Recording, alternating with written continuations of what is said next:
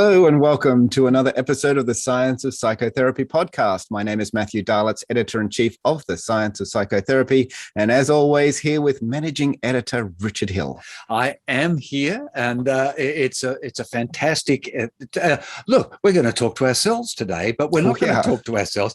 We're going to talk to ourselves, but in relation to one of my favorite of the documentaries that we've done in relation to the gut-brain axis. Yeah. And this is, of course, all a part of what you receive if you are a member of what?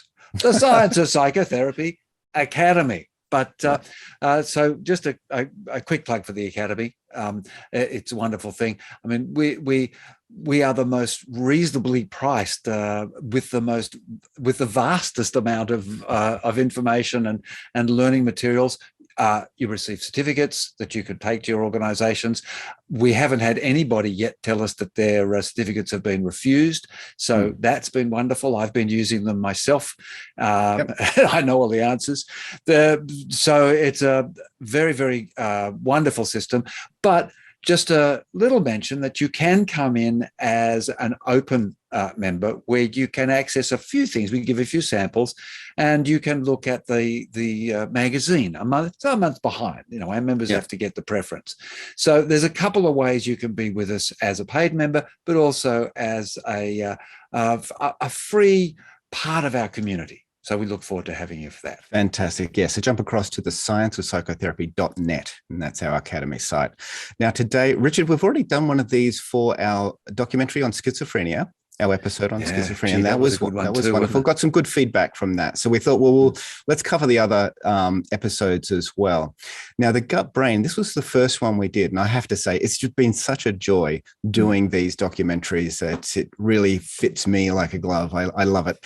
And it's a great way to learn some of this material because it's a little bit more entertaining than maybe just reading an article. Yeah. And we get such fabulous experts. I mean, it doesn't matter where in the world you are. You will find fabulous people. And of course, Australia is no different.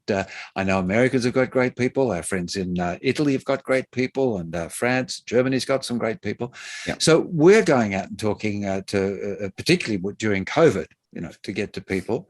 And I think maybe can we hear somebody just start us off, one of our beautiful people? Yeah, so let's listen to Elena Pribble. Now, she was from Microba that operates here in Brisbane, Australia, and we went to their lab to find out exactly what they were doing. And she describes the importance of the microbiome and some of the research that they've been doing. So let's listen to her. Those bacteria are actually playing a very key role in our bodies. And what we term the microbiome is actually the community of microorganisms that's living within our body and on our body. We also have microbes that live on our skin. But it really wasn't until the advent of advanced DNA sequencing techniques that we really started to realize what a great role these microorganisms are playing in our health and how widespread they were throughout the human body. We've identified that all of those microorganisms that live in our gut, they're all producing thousands of different substances.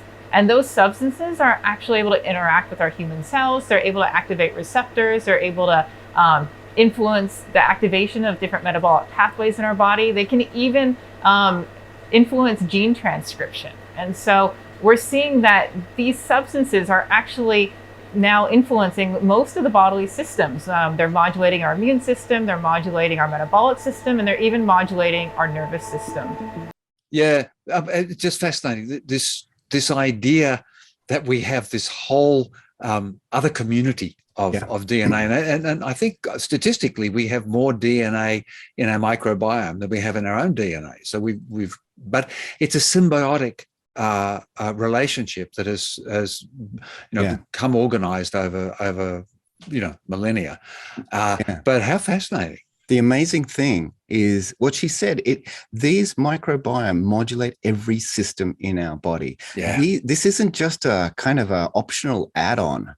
Yeah, promote gene expression. How extraordinary. Exactly right. These little bugs that live with us are absolutely essential for every function, that is going on in our body. And we're only just scratching the surface. And if you watch the documentary, you'll get this impression that we are just discovering this amazing universe within us that has way more influence than we ever thought it had before.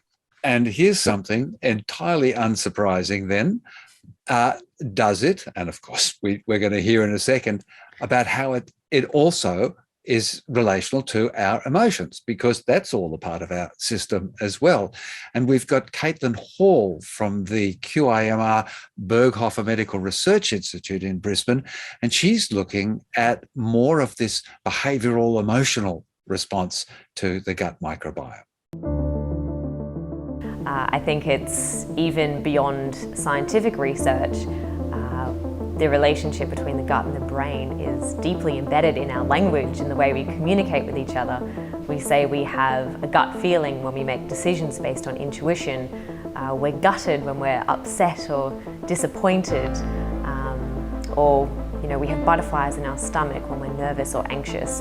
So I think the scientific research is now beginning to catch up with what we've always really intuitively felt or known. Yeah, I love that, Matt. The scientific research is catching up with what we are naturally, and this is our big message, that the human being is possessed of all those things. And just because science has researched it, that they didn't discover it, they noticed it and they brought it to our attention. And I'm so glad they did.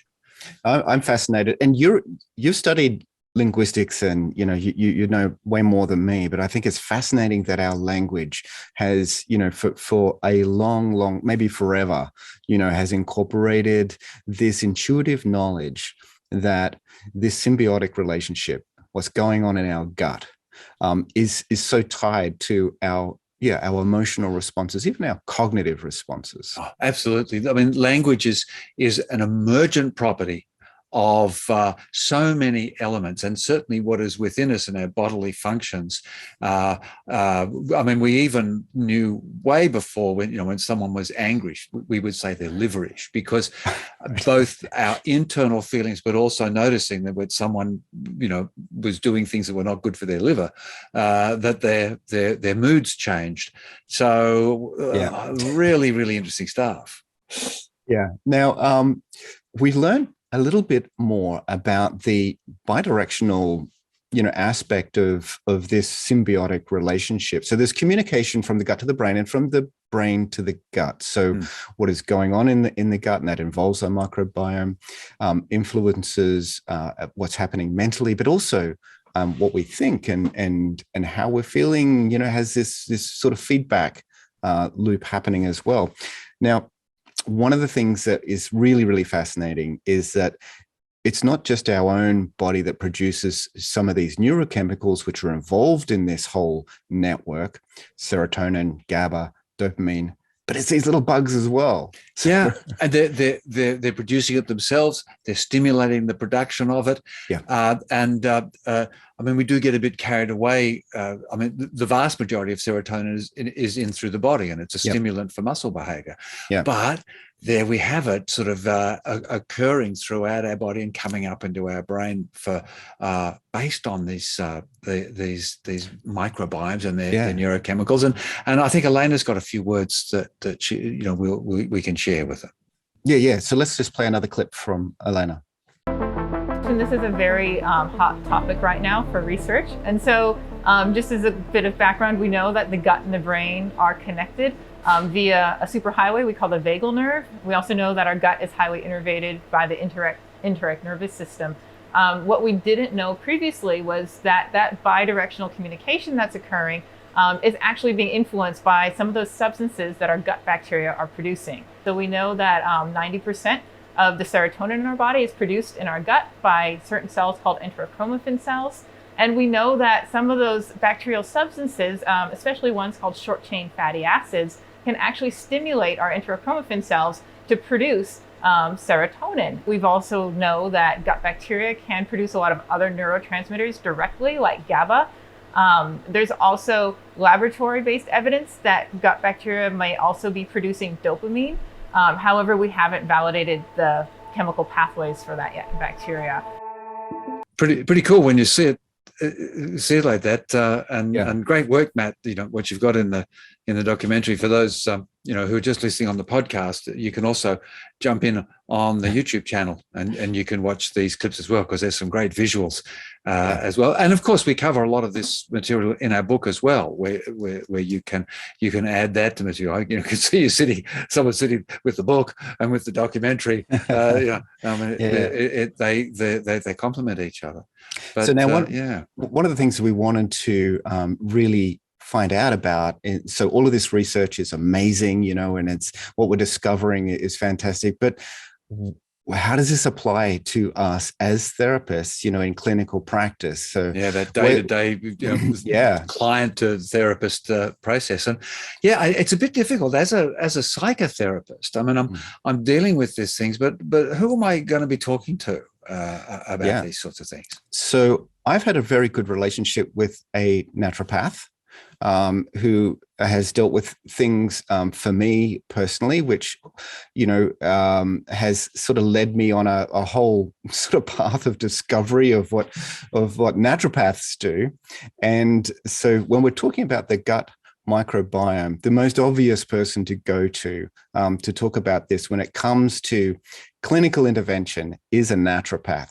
So we found a naturopath that knows what she's talking about in this area. So let's have a listen to Narelle Henschel. She was a naturopath working in Brisbane, and she had a few things to say about the gut microbiome. Well, sort of, I guess, a tenet of naturopathy is treat the gut. That's sort of when we're training, that's what we're taught, treat the gut, and all disease begins in the gut. I think Hippocrates was a Hippocrates saying.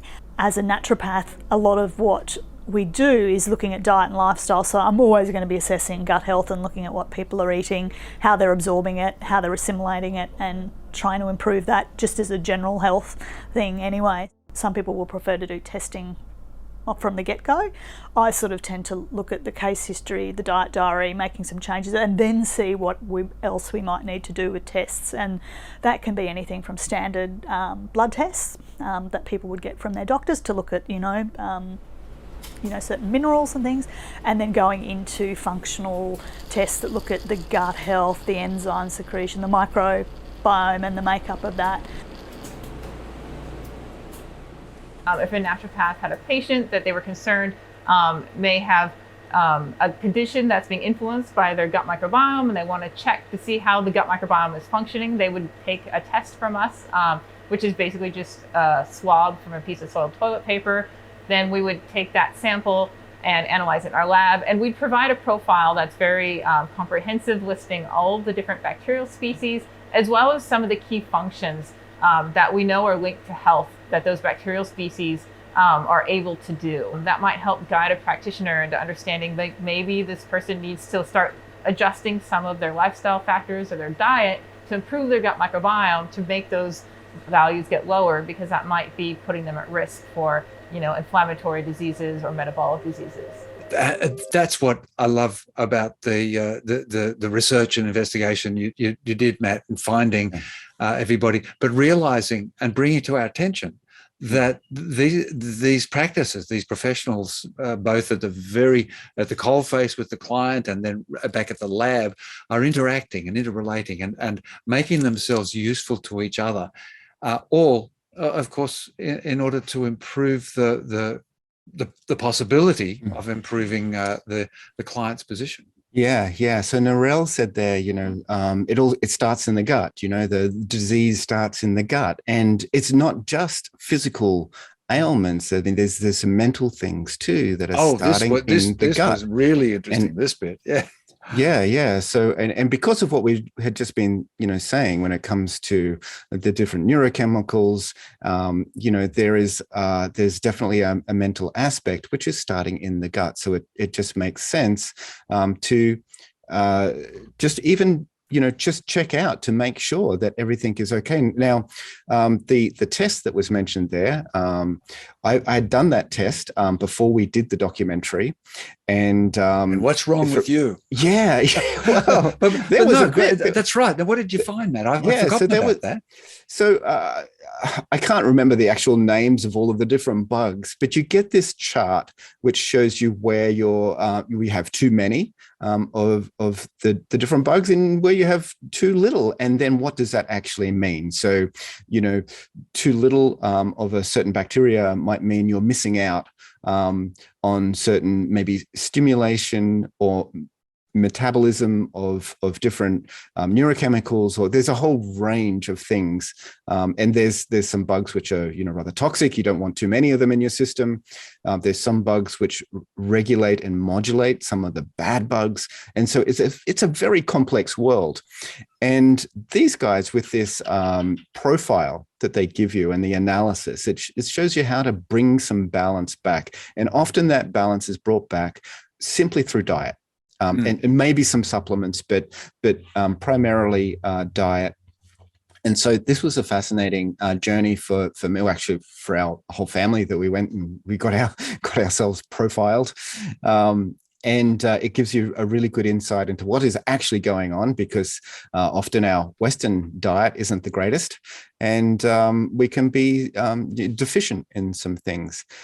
Now, some of these deficiencies is not just about, feeling a little bit off or having an upset gut. Sometimes it is about mental conditions, anxiety, depression, these sort of things that we are dealing with as absolutely. And you got out and talked to Dr. Richard Gordon, yes, who's doing fascinating research into the relationship between what's going on in the gut and Parkinson's disorder. Yes, this is not a connection I expected to come across when we started out doing this documentary. But yes, research into Parkinson's disease. Well, let's listen to him first, and then we'll have a chat in a minute. Okay.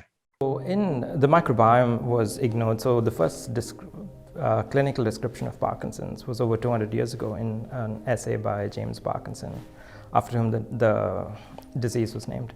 So ironically, he speculated in that essay over 200 years ago that in the 8 people that he sort of described as a shaking palsy for Parkinson's, that he speculated towards the end of his sort of classic essay that Parkinson's could be a disorder of the bowels, as they called it back in the day. So, sort of alluding to the gut-brain axis and sort of the view that all diseases could start in the gut. So, but what we're finding now over the last decade is that there are very significant, very specific changes in the gut microbiome and the gut bacteria of people with Parkinson's. Parkinson's disease is described as a loss of dopamine in the subcortical striatal region of the brain, largely because of damage to the substantia nigra, which disrupts what is known as the nigrostriatal pathway. Parkinson's disease has been thought of predominantly as a neurodegenerative disorder, but Richard Gordon is contesting that perspective. When a person goes to get diagnosed with Parkinson's in the clinic, right, it's typically when they have the first motor symptoms or the tremors and slowness of movement or difficulty initiating movement. So at that point, they've already lost 80% of the dopamine-producing cells in the brain, which is what triggers the symptoms. They seem to have disorders of the gastrointestinal system, so symptoms like constipation, in what we call the prodromal phase. So the prodromal phase is what comes before you have your formal disease diagnosis. So in the prodromal phase, one of the key symptoms that's common in most people with Parkinson's is constipation. Constipation can be an early indicator that can be seen years or even decades before damage is seen in the brain. So our research, as historically, we've focused on almost entirely on the brain and the immune system in the brain and inflammation. So when we started looking at the microbiome for Parkinson's, we found signals that could explain depression, for example, which is one of the earliest symptoms of people with Parkinson's. So that's a known motor symptom in Parkinson's. So because Parkinson's is a movement disorder, there's often non-motor symptoms that appear earlier, similar to constipation. So some of the major non-motor symptoms are constipation, sleep disorders, and depression. Finding that indicators of these early non-motor symptoms can be found in the gut microbiome could change the way Parkinson's disease is predicted and treated. Breakthroughs in research often come with the discovery of a single molecule or single microbial interaction. Wow, how about that? Yeah, because we've had, I've had a few Parkinson's clients. Yeah. And obviously I'm not dealing directly with the Parkinson's because they've got medical specialists working on that. But dealing with some of those emotional, those depressions, those schizoidal things that can sometimes come on too because of the dopaminergic stimulation that they're doing. And I just find what Richard said. I mean, we've just scratched on the surface of what he said there, but it gives you an. I think there's two things that happen, Matt. One is you look at this stuff and you go, say, oh gosh, there's so much to know. This is ridiculous. But actually, if you just spend some time, and I mean, I suppose we're fortunate because we see so many of the things, we see so much of it. But what it does for me, it strengthens me as a therapist, because I'm no longer trying to nail down one thing. Right. I'm now trying to find patterns and forms and shapes, and it's really thinking in the system. Absolutely. And I'm finding that I'm not ruling things in and I'm not ruling things out. I'm neither becoming less focused because I've got so much information or more focused. I'm becoming actually more fluid. Yeah. This is a good point, and we can stand back. We can have this sort of broad, holistic perspective on health and mental health. I thought it was fascinating that Parkinson himself, way back when he was, first formulating what this was, thought it was a disease of the bowel, or the disease is starting in the bowel, and here we are. We're going back now to really getting to the root of this problem.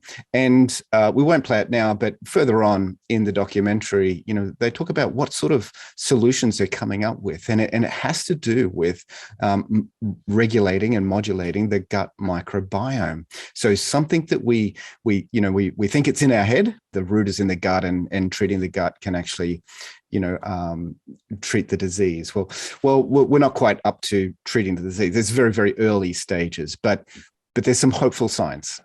Yeah, I think this is the journey of the human mind, is to continually expand and explore and engage with the probabilities, but then also try and bring out the possibilities. And when you brought the footage of Richard Gordon, I was just there with my jaw on the floor, going, wow, we're really, this is really interesting and enriching for us as therapists. Yeah. So look, there's so much to learn about the gut microbiome. My suggestion to therapists is always have a good naturopath that you can refer to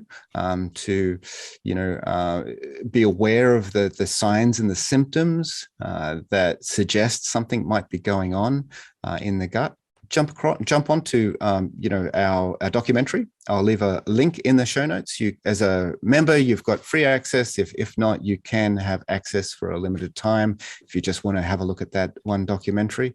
But we encourage you to jump in and have a look at what we've done. And Richard, we've got for members, there is a lot more within the archive that we have on this topic.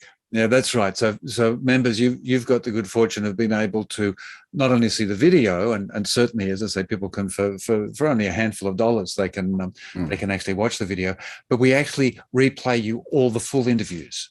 So we had 4 or 5, 6 hours of material which we brought down into this 45-minute video. And of course, in this talk here today, we've only shown you a few minutes. So remember this, I think only, and really that it seems to me that's only just from the beginning part. So as we go in, and as you say, going into what we can do, how we can alter diets, how we can alter behaviors and things, that's really what we show in the second part of the video. Yeah. And for those of you who are just listening on the podcast and you do want to have a look at some of the clips, you can jump across to our YouTube channel. Again, link in the show notes, and you'll be able to see those clips. Well, thank you so much for joining us here on the Science of Psychotherapy podcast. Richard, it's been a pleasure as always. Yes, and it was great to review that material. I haven't seen it for a while, and I love all those people. They're brilliant. Gosh, so I'm so glad we got them out there. Okay, fantastic. All right, thank you, everybody, and we'll catch you next time. Bye for now.